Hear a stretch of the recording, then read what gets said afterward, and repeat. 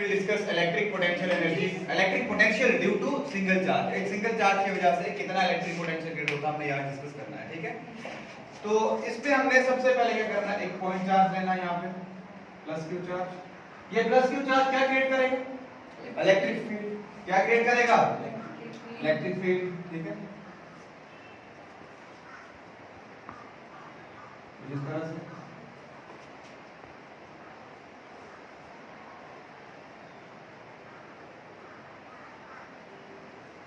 ठीक है। हमने यहाँ पे दो पॉइंट्स ले लिए, पॉइंट ए और पॉइंट बी, और यहाँ पे एक पॉइंट बी ले लिया जहां पे हमने पोटेंशियल इसका निकालना है, ठीक है। पॉइंट बी ले लिया जहां पे हमने इसका पोटेंशियल निकालना है किसी भी चार्ज, ठीक है, सिंगल चार्ज का। लेट अस सपोज यहाँ ये पॉइंट ओरिजिन है हमारे पास, जहां पे हमने चार्ज को रखा हुआ प्लस क्यू चार्ज को, यहाँ से यहाँ तक का डिस्टेंस हमारे पास लेट अस सपोज कितना है, r। ये डिस्टेंस कितना है भाई? Let us suppose r। और ये डिस्टेंस कितना है इन दोनों के बीच में, dx। कितना डिस्टेंस सपोज किया हमने, dx। और यहां से लेके यहां तक का distance, let us suppose this distance is x। कितना है?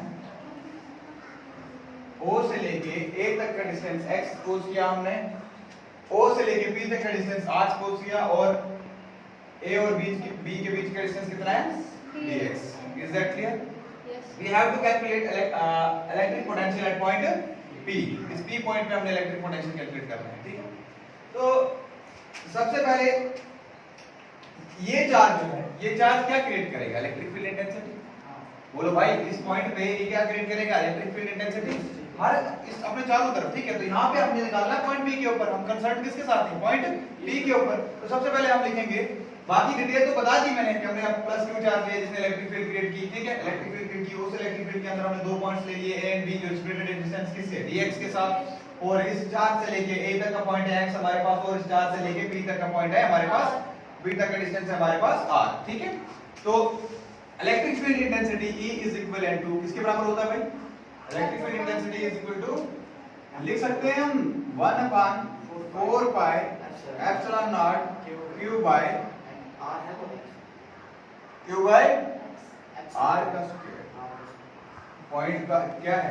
एट पॉइंट B बोला ना मैंने, एट पॉइंट B बोला तो किसका स्क्वायर आएगा? r का square. Any problem till here? पक्का?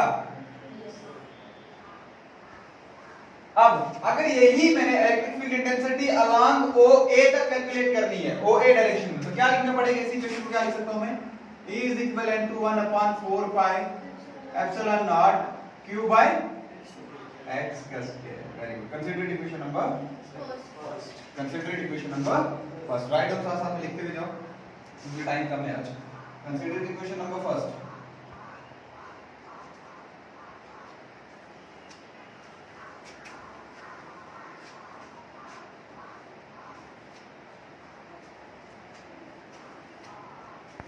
अब देखना ध्यान से, अब हमने क्या करना है, लेट अस सपोज हमारे पास वो चार्ज जो है यहाँ पे था Q नॉट चार्ज। कौन सा? Q not charge. इस चार्ज को हमने लाना है पॉइंट A से पॉइंट B पे, पॉइंट A से पॉइंट B पे, ठीक है। पॉइंट A से लाना है पॉइंट B के ऊपर, तो हमें कुछ वर्क डन करना पड़ेगा, करना पड़ेगा ना, ठीक है। तो that small amount of work done, क्योंकि स्मॉल क्योंकि डिस्टेंस कितना है, dx है, ठीक है। तो small amount of work done dw will be equivalent to what? E dot dx। बोलो भाई, E डॉट dx। अभी तक जो पढ़ते आ रहे हैं continuously, E dot dx work done force into displacement. Force कौन सी है? फोर्स कौन सी है? Electric force. ये क्या इलेक्ट्रिक फील्ड, ठीक है, और इलेक्ट्रिक लाइन का फोर्स है ना। तो और dx क्या है? डिस्प्लेसमेंट इन दोनों के बीच में, E dot dx। Is that clear? Can I right it like this? dw is equivalent to E dx cos theta. बोलो भाई, डॉट प्रोडक्ट है तो कौन सा थीटा आएगा? cos theta. Can I further write it as dw is equivalent to E dx cos 180? बोलो भाई, electric field की डायरेक्शन इस तरफ, dx इस तरफ जा रहे हैं ना, A से B जा रहे हैं। वर्क डन कहां से कहां कर रहे हैं? A से B की तरफ हम जा रहे हैं इस तरफ, और इलेक्ट्रिक फील्ड जा रही है इस तरफ, दोनों अपोजिट डायरेक्शंस में। तो एंगल कितना बनेगा? एंगल कितना बनेगा 180 डिग्री। Is that clear? तो cos 180 कितना होता है -1 dw इज इक्विवेलेंट टू, क्या मैं डायरेक्ट लिख दूं यहां पे -edx? बोलो भाई, क्योंकि ये cos 180 होता है -1, तो -1 से edx को मल्टीप्लाई करोगे तो कितना आएगा -edx। अब e की वैल्यू हमारे पास निकली हुई है, डाल दो इसमें, डाल दो भाई। Put the value of e from first in, इसको सेकंड में put the value of, put the value of e from first in second। कितनी है भाई? dw is equivalent to कितनी है भाई? Minus of 1/4 pi epsilon naught q by x square into very good into dx। Is that clear? This will be the small amount of work done in bringing the charge from point A to point B। Point A to point this dx distance ना, तो dx के ऊपर ही तो किया हमने, dx किया ना, तो ये क्या हमारे पास from point A to point B। लेकिन ये तो point A to point B तो हमारे पास निकल रहा है पोटेंशियल डिफरेंस। क्या हमें निकालना क्या है? Electric potential. तो चार्ज को कहां से लाना पड़ेगा? इन्फिनिटी से। कहां से लाना पड़ेगा? इन्फिनिटी से। Is that clear? अब तो अगर इन्फिनिटी से लाना है, लेकिन लाना कहां पे है? Point P। कहां पे? Point. Very good, electric field intensity निकाल ली ना हमने, point P। Electric potential due to single charge point P पे निकाल रहे हैं, ठीक है। तो अब हमने लाना है चार्ज को कहां से कहां तक? Very good, infinity two point P। तो अगर इन्फिनिटी से पॉइंट P तक लाना पड़ेगा चार्ज को, तो हमें क्या करना पड़ेगा? इंटीग्रेट करना पड़ेगा from infinity to r। Infinity से लाना है कहीं, इन्फिनिटी से कहां डिस्टेंस तक? पॉइंट P r डिस्टेंस पे लाई कर रहे हैं ना चार्ज से, ठीक है। इन्फिनिटी टू r, ठीक है। तो लिखो भाई, total work done, total negative sign क्या बता रहा है इधर? इस इक्वेशन में जो हमारा नेगेटिव साइन आया है क्या बता रहा है? हाँ जी, very good, against electric field. Work done is done against, work is done against electric field, ठीक है। अगेंस्ट काम इधर किया जा रहा है, इलेक्ट्रिक फील्ड डायरेक्शन उस तरफ है, तो नेगेटिव साइन लगेगा, ठीक है। Total work done in bringing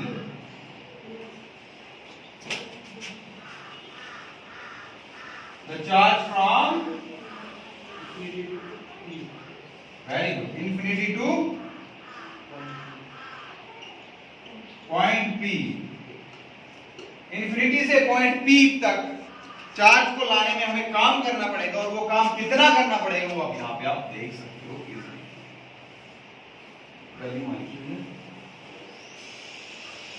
हमें टोटल वर्क डन निकालना पड़ेगा। अब बोलो भाई, तो इंटीग्रेट करना पड़ेगा इक्वेशन को। तो integration of dw from where to where?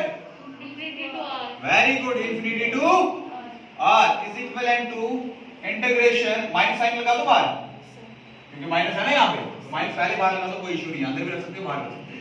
From infinity to r 1/4 pi epsilon naught q by x square into dx।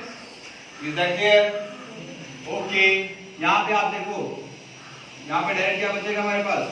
Capital W। बोलो भाई, ठीक है। टोटल वर्क डन बचेगा ना, क्योंकि यहाँ पे W के साथ ना इन्फिनिटी का कोई लेना देना है ना R का कोई लेना देना है। R इस डिस्टेंस, ये भी क्या है? डिस्टेंस है इन्फिनिटी कोई, ठीक है।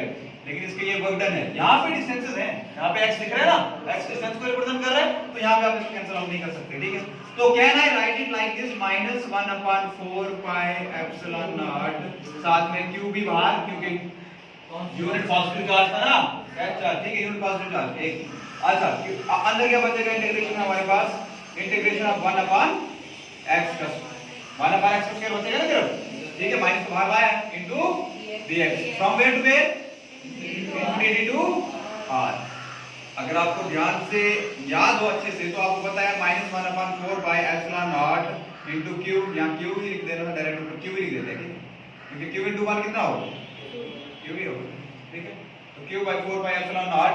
हाँ जी, यहाँ पे मैं आप इसकी इंटीग्रेशन करना चाहता हूँ, लेकिन मैं पहले क्या करूंगा, इसको फॉर्म में लाऊंगा इंटीग्रेशन की अच्छी फॉर्म में, जिसको लाते हैं, ठीक है। ऊपर ले लेंगे इसको, ठीक है। infinity to r x raised to power minus 2. Any problem? नीचे पावर किस में है? प्लस में, ऊपर किस में जाएगी? माइनस में, ठीक है, इनटू dx. Any problem? अब ये जनरल फार्मूला बन गया इंटीग्रेशन का. इंटीग्रेशन के जनरल फार्मूला क्या होता है? x raised to power n plus 1 divided by n plus 1. Okay, so w is equivalent to minus q by 4 pi epsilon naught. हाँ, तो मैं इसको लिख रहा हूँ अब integration x raised to power minus 2 plus 1 divided by minus 2 plus 1. Integration कहाँ से कहाँ तक? इंफिनिटी टू, अब राइट साइड पे लगानी है, ठीक है. ये लोअर लिमिट है और ये अपर लिमिट, ठीक है. ये कौन सी लिमिट है? Lower limit. और ये कौन सी? Upper limit. अगर आप ध्यान से देखो तो यहाँ पे -1 बचेगा. माइनस माइनस क्या हो जाएगा? प्लस, या कैंसिल कर सकते हो, ठीक है. माइनस माइनस क्या हो जाएगा? प्लस, ठीक है.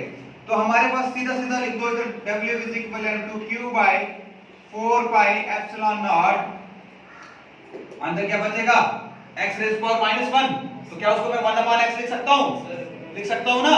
साइकिल ध्यान से, यहाँ पे ये माइनस बचा था, -2 plus 1, -1 बचता है, माइनस माइनस क्या हो जाएगा? प्लस, ठीक है. तो मतलब ये वाली चीज तो खत्म हो गई, क्योंकि 1 ही बच रहा था ना नीचे डिवाइड में. तो डिवाइड में 1 की वैल्यू कोई जरूरी नहीं है, ठीक है. तो यहाँ पे अब ऊपर देखो, -2 plus 1 मतलब -1. x raised to power -1 है. अगर उसको मैंने नीचे लाया तो 1 upon x हो जाएगा. नीचे पावर प्लस में आ जाएगी. तो मैं लिख सकता हूँ कि फिर डायरेक्ट सीधा 1 upon x raised to power कहाँ से कहाँ तक? r से इंफिनिटी टू r. डाल दो limits, upper limit minus lower limit जो होता है हमारे पास, ठीक है. By applying the limits, we will get the potential at point P due to single charge. Is that clear? अब इसमें लिमिट कैसे अप्लाई करेंगे? इसके अंदर लिमिट कैसे अप्लाई करेंगे? देखो, W is equivalent to Q by 4 pi epsilon naught. हाँ जी, अपर लिमिट क्या है? Very good, 1 by minus lower limit क्या है? 1 by infinity. बहुत अच्छे, 1 upon infinity. W will be equivalent to Q by 4 pi epsilon naught 1 by r into 1 by minus 0. क्योंकि 1 upon infinity किसके बराबर होता है? 0 के बराबर. तो सिंपली मैं लिख सकता हूँ W is equivalent to Q by 4 pi epsilon naught r. क्या मैं लिख सकता हूँ? Yes sir. This is the total work done. और यही वर्क डन स्टोर होता है इलेक्ट्रिक पोटेंशियल की फॉर्म में. बोलो भाई, एक चार्ज के अंदर यही वर्क डन किसकी फॉर्म में स्टोर होता है? So can I write it this as V is equivalent to, V क्या है? Electric potential. V is equivalent to Q by 4 pi epsilon naught into R. Any problem? पक्का? This much potential will be stored in the charge. जब कहां से कहां लाया जाएगा उसको? infinity to point P. From infinity to point P. Okay? कोई question?